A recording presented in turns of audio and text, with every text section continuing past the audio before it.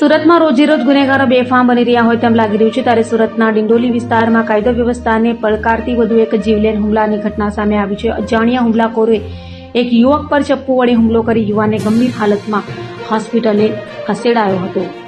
સુરતના ડિંડોલી વિસ્તારમાં એક યુવક પર જીવલેણ હુમલો કરવામાં આવ્યો તો હુમલાખોરોએ યુવકની પીઠના ભાગે ચપ્પુના ઘા મારી ગંભીર ઈજા પહોંચાડી હતી।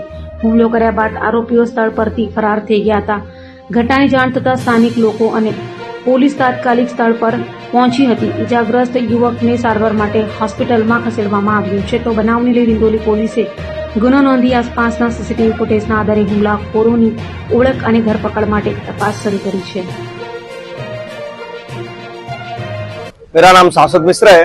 ये सुमुख सर्कल ये संतोष पार्क पे ब्रदर्स चाय है, तो उधर मेरा दोस्त रात सोनी आके खड़ा था तो कुछ लोग असामाजिक तत्व आए और मेरे दोस्त को डायरेक्ट चाकू मार दी। किस वजह से मारे वो नहीं पता, और 2-4 लोग इधर बैठे थे, उन लोग का आपस का झगड़ा हो रहा था तो उधर वो बैठा हुआ तो उन लोग के साथ वाले समझ के उसको भी मार दिया और उसका कुछ था नहीं उसमें। राज को बाबा मेमोरियल हॉस्पिटल है साई पॉइंट के पास, उधर लेके गए और सिटी स्कैन के लिए बाबा मेमोरियल से अभी सिटी स्कैन के लिए लेके गए पूनागाम।